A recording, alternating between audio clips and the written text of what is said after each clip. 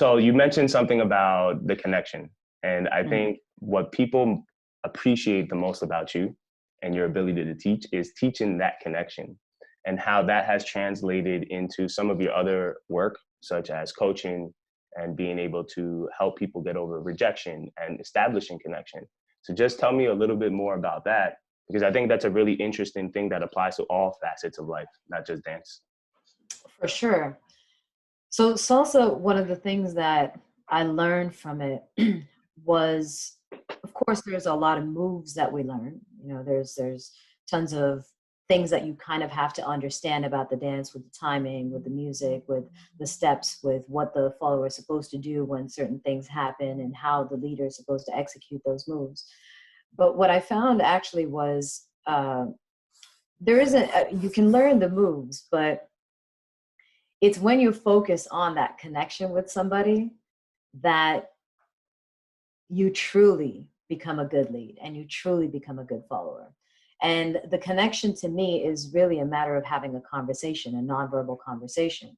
So there is an element of listening and there is an element of speaking. And a good conversation requires both parties to listen and both parties to want to speak. So not just speaking for the sake of saying something and making a noise coming out of your mouth, but to actually have something meaningful to say. And for both parties to be able to adjust what they are about to say based on what they just heard, you know, versus just having a script and saying, this is what I'm going to go through.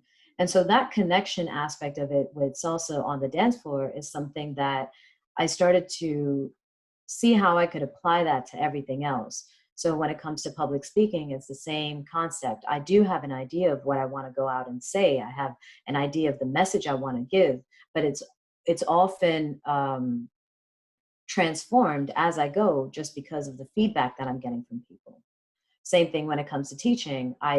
There are teachers who will go out there and they will just teach. They have something in their mind that they want to put out there, and they'll just go through that. And it doesn't really matter when there are faces of students that look confused or distressed. They'll just go right over it. Whereas for me, I'll take that feedback and see how I can adapt what I'm teaching. And then bringing it back to the dance is the same idea. Of course, there are things that I want to do. There's the music I want to play with. There are certain moves that I want to do, but it's always going to depend on what my partner is giving back to me. And then I'll play off of that. And so that ability and that mindset of really taking in the information that you're getting and working with it instead of ignoring it and sticking to your script is what I believe helps me become a better teacher and a better communicator. I think that's amazing.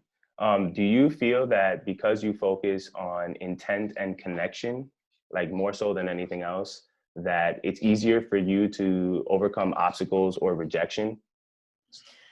Well, so the intent and connection aspect of it and how it helps overcome other obstacles, I would say, is being aware of my own intent. You know, being aware, not so much projecting, because when we talk about intent and connection, sometimes we have this moment where we start projecting on other people, their intention. We kind of decide that they intended to do something when we really have no bloody idea. Mm-hmm. So for me, it's really about understanding my own intention that allows me to overcome obstacles and going out of dance, rejection, and dealing with negativity, judgment, or anything like that. It's because I'm able to clarify why I'm there, which again, when it comes to teaching, those are some of the things that I'll always say, like, why are you here? Are you here for that one person? Did you just come here to dance with that one person? And now that that one person said no to you, your life is ruined and the night's over and this whole Congress was a waste of time and money? No, of course not. Mm-hmm. You came here to dance. All right, let's go back. Let's scale it back to what your real desire is, like what you really want to be here for. And I do find that when I am able to clarify my own intention, it makes it a lot easier for me to get through anything. Okay. All right. So then, going through this journey of discovering yourself in the salsa industry, and I think most people know that even though you do look Latina to an extent, you aren't. What are some of the obstacles and the forms of rejections that you encountered on your way up to becoming one of the top dancers in the world? Uh, well, the rejection from the community, not so much for my appearance, because like you said, I can pass. I'm kind of chameleon-like. I can pass for a lot of things. So I don't think most people rejected me like they might reject someone who's, um, clearly Chinese or even white. I have friends who people look at them, they're like, that guy can't dance, but Yeah. they're amazing dancers. In fact, some of them are my favorite dancers. Hmm. So I never really had to deal with that kind of rejection. The rejection I did have to deal with often was tied to my creativity. Hmm. It was my approach to the dance, and the fact that my approach to the dance is very unconventional and it's very out of the box. So a lot of people were like, well, that's not traditional. That's not the way salsa is supposed to be danced. Not so much of me, my ethnicity, or even my sex. It's more like, that's not, women should be dancing this way. So what allowed you to push those boundaries? Like what inspiration came down and was like, you know what, Magna, fuck all these people, do whatever you want. I was just about to ask you if I was allowed to curse, but you just cursed, so that just that laid the foundation. What allowed me to be, put it very bluntly, I don't give a fuck what you think. um, I am having fun. I know that when I get on the dance floor, I'm not hurting anybody with what I'm doing. Hmm. It's not like my personal expression and my interpretation of the music involves slapping other people in the face. That's not what I'm trying to do. Yeah. So I know I'm not hurting anybody.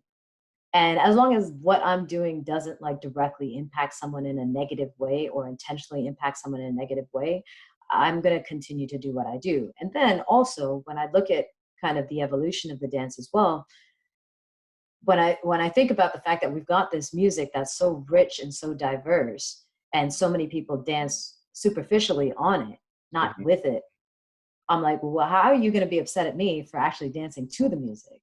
You know? Yeah. You're So known for you're definitely known for your musicality. So a lot of I mean I dance too, and in the socials I can see how some people dance on it but not with it. And I think you have that, like, I think because you have the capacity to dance that way, it's kind of how you live your life. And Mhm. that's what I appreciated the most about you, when getting to know you, is that aspect of you that you kind of just go with life, and that you're able to kind of dance with life, not on life, if that makes sense. Right. Well, I mean, Bruce Lee, I love Bruce Lee. And Bruce Lee always, I think there was an interview where somebody asked him something and he replied with, be like water. Be like water, yeah. I Yeah. actually put that And quote up the other day on Instagram. be like water. Water is powerful, it's strong, it's a force to be reckoned with, but it can also create zero resistance with its environment. It can just fill the space, whatever that space is, and it can flow through almost, any object, So I kind of look at my own approach to dance and to life and to relationships in the same way. I don't want to be a brick wall. uh, there's no benefit to that. If I'm like water, yeah, maybe I don't stay there, maybe I flow through it, but in the process of flowing through that moment, that experience, that relationship, that dance, I have now absorbed something, some lessons from that surface that I just went through. And so I kind of look at every relationship like that, every experience like that, every job, every success, every failure in the same way. So when you were learning how to dance and you came to the decision, there had to be a pivotal point in your life where you were like, I'm gonna go on this journey and I'm not gonna look back. Mhm. When was that moment? How did you know that this was gonna be the time? And what were some of the fears that were like in your way? So it's funny. It's funny that you mentioned this. There's actually a speech I gave at Toastmasters on risk and perseverance that goes into this whole, when I made that journey. That's available on my YouTube with all the other talks. But basically, it happened. I'd finished university. So when I was studying in University of Toronto economics and international relations, and I always thought that that was the direction I was going to go. That I would end up in a career, either with a foreign government or something diplomatic related, conflict resolution, something like that. Once I finished school, then I kind of had a little bit more time to travel and go dancing. And I had gotten better by that point. So I was getting invitations to go and teach. And it was easy for me to take, a day off here from my work, and they didn't really mind. And I've come back with some exciting story about, oh, I went to Israel, I did this, I did that. So they were all very excited about it. But then I started getting more invitations. And I realized that having a full-time job and having this kind of job just would not mesh. So when my contract came up for renewal at this cancer research company that I was working for, I decided not to renew it and decided to give it a shot. And one of the reasons I gave it a shot is because there's a defiance. I don't know how to describe it yet, but there's a certain way that I look at myself with the world. Like, I've gone through a lot of things, a lot of difficult things. I've gone through personal things, financial things, all sorts of stuff. And I've always come out on top. I've always been better. I've always been stronger. And I'm still here, kicking and breathing. So I was thinking about it and I was like, what's the worst that's going to happen? It doesn't work out. Okay, then I'll just go back to this, or I'll do something else. Like, I know the power of my mind, and I know, and even my body, taking the body out of it, like, knock on wood, if I ever got paralyzed or something, as long as I have the facilities of my mind, I know that I can succeed at whatever I want to succeed at. Awesome. And that helped a lot, because I think if I felt like I didn't have a backup being myself, I might not have taken that jump. For people who are living this mediocre life that they don't necessarily want to live, right? Mm-hmm. And they want to make a decision to do something new, but they may have trouble with understanding their finances, or scared about finances, or where they're going to live. What advice would you give to them if they were in this similar position that you were in? Well, as we're older, I think it's important for us to take a check of many things. When you're younger, if you're living at home and your bills are paid and you don't really have any expenses and stuff, yeah, it's easier to just get out there. And if you are in that age group, I would recommend you just go for it, because you've got no other demands or responsibilities or anything like that. Go for it. If you're older, if you've got a safety net of some sort, then same thing, go for it. If you don't have a safety net, think about how you can find that balance between nurturing your passions while still making a living. And understand that whatever you're doing to make a living shouldn't be resented, because that's the other problem. I think there's sometimes that people are like, okay, well, I want to pursue my passion, but I'm stuck in this job. Mm-hmm. Right? And they start to resent the job, but it's still a choice. There are so many jobs you could be doing. It's still a choice. And when you show up to that job, that's not your passion, but that's your job that you made a choice to be at. When you show up and you really show up 100% and say, I'm here, this time that I'm here, I'm going to be hardworking. I am going to communicate well with other people. I'm going to be kind. I'm going to be compassionate. I'm going to learn and grow. It's easier to pursue the passion, because it's hard to be resentful of some aspect of life and then try and be compassionate to another. Mm-hmm. It's much easier to have consistency and just be compassionate to everything, and then redirect it to other aspects. So that's one of the things for me. And me as friends and as seeing each other out, I don't carry a lot of resentment. I'm not upset about a lot of things. I let a lot of things just brush off, because it allows me to be better and kinder in my work. It allows me to be better and kinder to my friends when I'm not a bitch to the people that are not my friends. I completely agree with you, because there are studies that show when you have resentment or even fear or anxiety about a certain thing in your life, it's hard to see other solutions. So if you're scared of, let's say, leaving this job, and you have all these how questions and these obstacles that you're looking at, then what happens is you narrow your focus to the amount of solutions that are able to get you to where you want to be.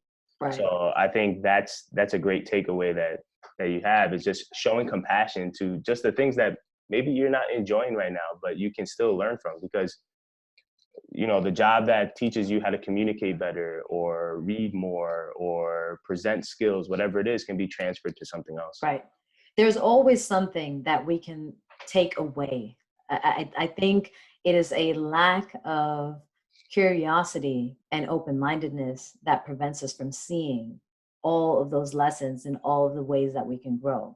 Like, people are too stuck in this, well, I've been here doing the same thing. And I'm like, so that means you have routine.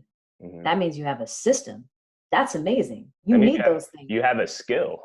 Right. You have a skill that you developed. Yeah. There's those are things that you need to succeed in something else that you pursue, I agree. So now that you have been in the salsa industry for a very long time, and I see now that you're starting to make moves and transitioning your coaching and teaching abilities to other industries, what are the plans for you, and what are you looking to get into?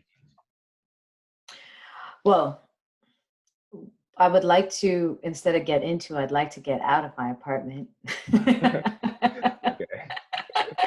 Eventually, when quarantine's up.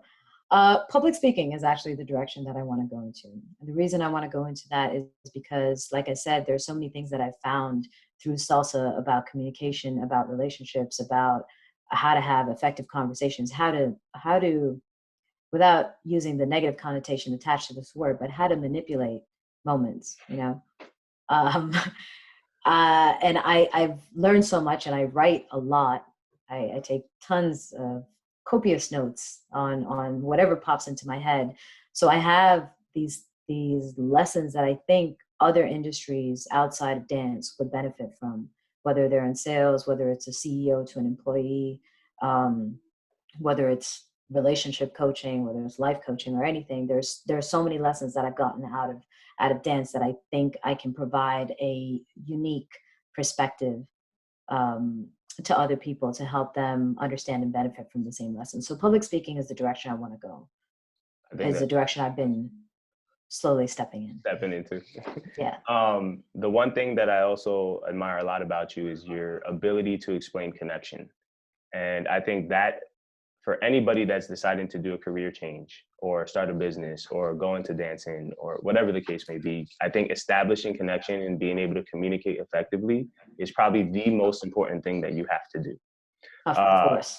What would be the number one advice? Because for me, it was more about learning about myself than anything else. But maybe that to me was a really long journey to get to learn about myself, and it's still a process. But what would you suggest to someone who's just starting out that way, who's wants to learn how to make connections, meaningful connections, and then use that to propel their passions or business or whatever they're trying to do in life?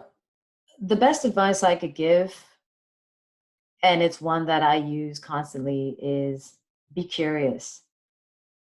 Curiosity will improve almost everything. It might hurt you too, but curiosity kills the cat, yeah. But as long as you're not dead, curiosity can really improve everything. When I am dancing, for example, I'm curious about my partner. I'm curious about what they feel like. I'm curious if there's a tremor or if they've got sweaty palms, to understand what they might be thinking or feeling in that moment. I'm curious what they're about to do. And then based on what they do, I will be able to react to it versus just standing there and passively accepting whatever's coming my way. I'm trying to ask questions of what could be coming my way. How is it being delivered? Is this the same as the last time it was delivered? Probably not.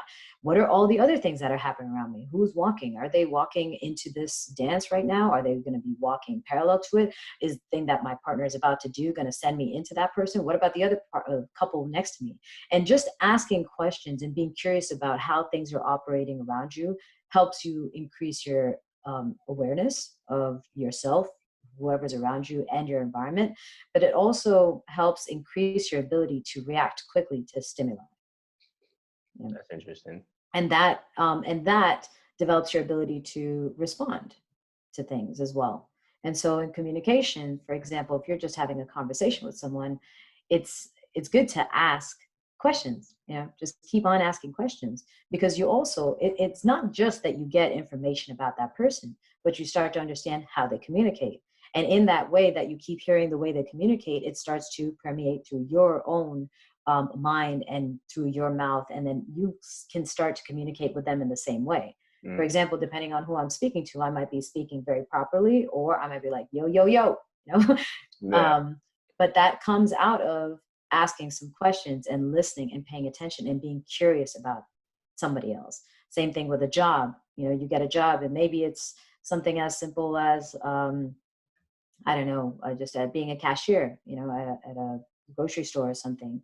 But seeing like how they organize the money, or how they line things up in the grocery store. Why do they stock things a certain way? Is there a process for all of that stuff? You start finding things out. And then when someone wants to ask you a question, instead of being like, I don't know, ask the manager, you actually have an answer. And in that moment, you have developed some very small, short relationship with that person that's asking you, because you're helpful. And now you can feel better about your day because you actually helped somebody. Awesome. Do you feel that curiosity actually puts you in the present now? So like Yes. a lot, yeah, because I feel like dancing does that for most people. Like that's why it's so addictive. It gets you in that now very easily. Right. Maybe being curious about other aspects of your life can do the same thing for you.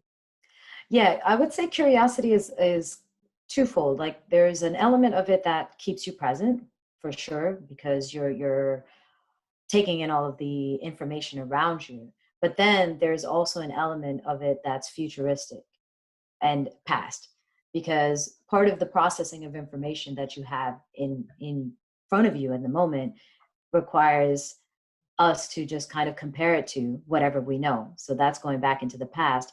And then if we are creative, then we're always wondering what could happen with this information. So then we're back, then we're jumping to the future. So I don't think that curiosity is just all about being present in the moment. I actually think it has threads that go into our past and into our future as well. So then what element do you think, what's the number one element do you think that allows you to be so creative on the dance floor, that allows you to see so many solutions while while so many things are happening at the same time? Because I feel like being in the present now and being in a state of flow is like, you can feel this connection, you feel this movement, and then this comes out. And it's not necessarily one move. Right. It's training, right? I would not say that when I started dancing 20 years ago that I had any of these abilities that I do today. It was a constant curiosity and constantly asking questions and constantly wondering why, when this person leads me through a crossbody lead, I'm able to follow effortlessly, and then this person leads me through it and I can't follow it. What are the differences? What's the change? So again, going past, comparing it to something that I experienced before, why is it not working now? What if I change something? Will this work? Futuristic, right? And constantly just bouncing all of that. And I feel like it's training, right? It's a muscle, the mind. So if you want to get better at that ability to be in the moment and just flow with everything, you have to know yourself. You got to know how your body moves. You got to know how to create power, how to create resistance, how to create the proper resistance, how to adapt to somebody else's resistance. That's just in your hands. That's one hand. You got to know how to do that with both hands. You got to know how to do that with your arms, your whole body, how you step into the floor. And then make sure that you are mindful of the people around you. Like there's so many things, but if you're paying attention to them, like that's really where you're going to get that flow, is getting comfortable being curious about everything to the point where you're a sponge for information. Mm. Yeah. I think people lack curiosity, to be honest. I feel like people get comfortable when they learn enough to make them look good. So they learn a certain set of moves and that's it. They get on the dance floor, for example, and that's what they're going to do. And they're no longer curious about being better or having a better connection. They plateau. And I think that happens a lot, even in people with jobs for many years in one industry or one particular job will plateau. They're like, oh, I want to do something else. I don't want this job anymore. But have you stopped to think about the other aspects of the job? Everything's changing. Like, that's another thing too, when I talk about dance and when I talk about these moments of connection that we have with other people, is there's no second in our life that will ever repeat itself. None. Something has always changed. Like, you and I could be here again on the next Wednesday at the same time, and it won't be the same because something has changed. My hair has grown out. Maybe I have another gray hair, but something has changed. And people don't pay attention to the change. They start to just pay attention to the things that keep on repeating themselves and revealing themselves. And they say, well, this is all the same. And it's never the same. It's up to us to be curious enough to find the differences.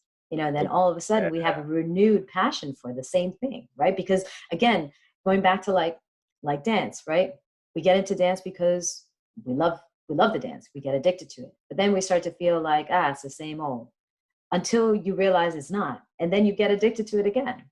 Same thing with a job, right? Like you would have the same issue with a job. Like, you start getting bored in it. But then if you start to look at different aspects of it, you're like, actually, no, holy shit, I didn't even pay attention to this. Same thing with relationships. You end up in relationships and you're like, oh, this is the same old. But maybe there's something different about your partner, where you can, again, fall in love with that person again.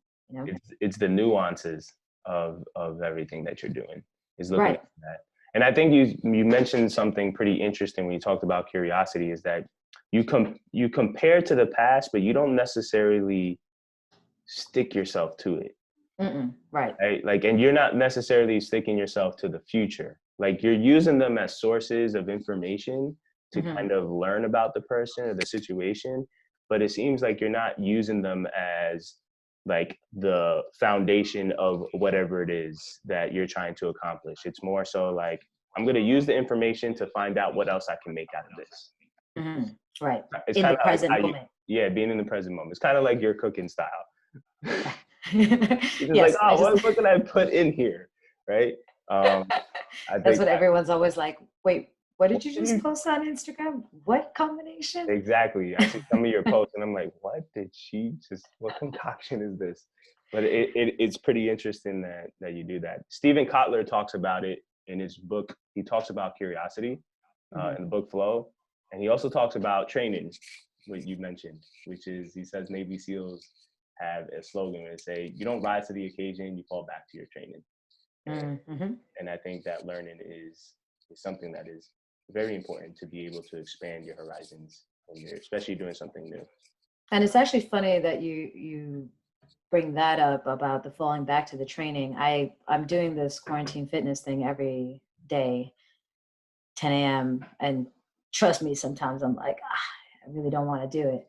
And whenever I do it, of course, I show up the way I show up. I'm not really half-assed about anything. So once I show up, I'm like, all right, let's get it, and I'll go all out. And someone was saying, oh, you're kind of like a masochist, you want to torture yourself. And I agreed with that, because it's true there. And this is what I had said in the fitness thing, is that there are not a lot of things in life, adversities, that you can train for. You can't train for those adversities, like in a relationship or losing a job, without sabotaging it in the first place. To lose a job, like, how will I deal with if I lose my job? Go and mess everything up and you'll get fired, and then you can deal with it, right? Or in a relationship, how can I deal with a breakup? Well, sabotage a relationship, go cheat, go do something, and you'll have to deal with it. But generally speaking, we're not trying to sabotage our situation so that we can deal with the adversity of the situation. But we can't train for that adversity, because that's really not how we live our lives. We're not trying to make it complicated. But exercise is one of those places where you can really push. You can go to your limit and then push beyond it, just to see how resilient you are, how strong you are, how you can bounce back. And that's one of the reasons why, when it comes to physical fitness and physical training, and even in these quarantine fitness things that I'm doing every day, that I push so hard, is because I'm not, like, that resilience that I get after a workout, after I know I've given it my all, and then I gave it a little bit more, is what allows me to get through this quarantine period. It's what allows me to get through life in general. And so can't train for the other stuff in life, but there are some ways that we can train. And you fall back on your training. So anytime I encounter any type of adversity, I fall back to the fact that no, I can get through anything. I love that you said that. I'm going to disagree with one thing and say that you are training for the other things, because what you're training is mindset. And I think, sure. I think it's that, like that in alone, like, yeah, maybe we won't be able to understand how to handle the specifics of a situation, and that's okay. But if you have the mindset of resiliency, exactly, and overcoming and persevering, then that's like the most important thing. You have that, right, you can get through anything. Well, yeah, so there's no disagreement. We're not disagreeing with anything. That's exactly what I said, is how we can train physically to create that mindset of resilience that allows us to then apply that mindset to other things that we don't actually train for. Exactly. And yeah, I love that you do it through movement, that you're doing it through exercise, because it's one of the, first of all, my understanding of movement is that the first thing we learn how to do when we come out the womb is try to move. So right, like the first thing that when you start walking, right, your parents are clapping. That's a build of confidence just through movement. So just exercising can just boost your morale, your mindset, your perception of life completely.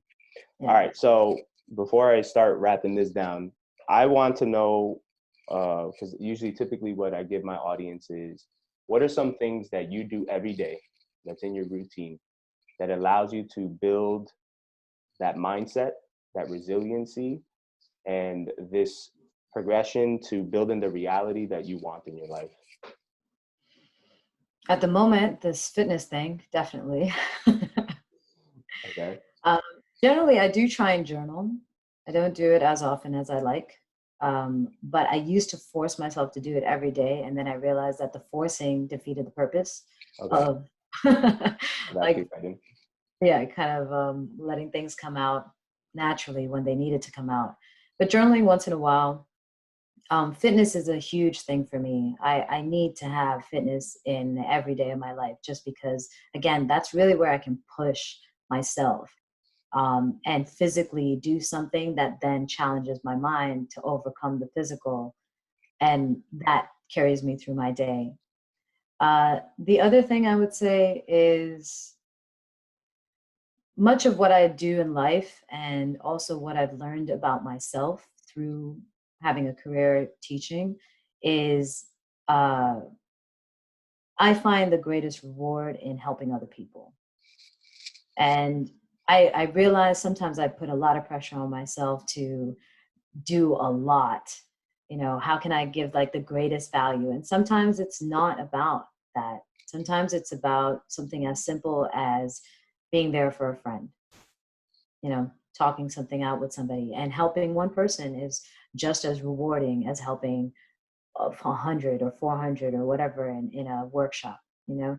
And again, going back to finding that compassion that you can spread, not just with something big, with a big project that is clearly going to have some noticeable rewards or accolades.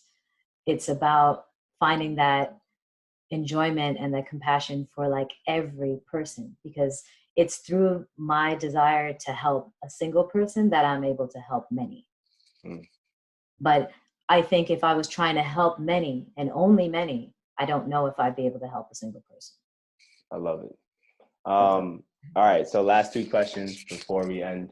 What do you want the world to know about you, in the sense of your message, your legacy? What would you want to be known for?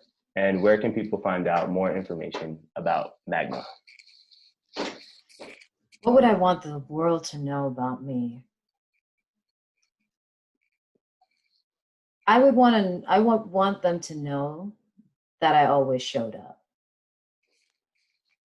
You know, there's a really good quote from a movie I seen with, I was going to say John Wick, that's not his name, Keanu Reeves, and this other actress. And it was some very silly movie where they are just a very oddly mismatched people, but they're going to a wedding. They're going to the same person's wedding, and they get stuck, and then the car breaks down or something, so they have to hitch a ride together, and they really don't like people. So they're kind of talking to each other and just like completely resenting the moment. And he had asked her like why she was going to this wedding. Apparently it was her ex-boyfriend. She's like, why did he even invite you? Why are you coming? You don't even talk to him. And then she asked him the same thing, because I think he's related to him, but he hates him. And she said, why are you going? And he said, my mom said that what people think of you once you're there is subjective. Some people might love you, some people might hate you, some people might think you're annoying, some people might just be like, oh my God, this is the best guest at the wedding. But whether you show up or not is objective. There's a fact. It's a yes or a no. Was he there or was he not there? And so for me, that's one thing I want people to know about me, is that I showed up. How you want to judge me for how I showed up is another story, but I was there. I love that. Where can people learn more about you? As for finding out more about me, magnagopal.com, just my first name, last name.com. Every social media platform is attached to my name because it's kind of unique. So Instagram, same thing. I have a lot of empowered videos, as Moises mentioned in the very beginning. Those can be found on my YouTube, also dancing. And that's where I'll be updating most of my content, will be across those platforms. So they can always reach out to me there. All right, awesome. Thank you, Magna, for taking the time out for this podcast. I really appreciate you. Thank you, Moises. It was a pleasure. And I'm glad to see everything that you're doing too with your own business and with this podcast, and taking your own journey and showing people how many other people are going on that journey too. I love it. All right, guys, thank you so much. We'll see you on the next episode. All right. Peace. Bye, Instagram.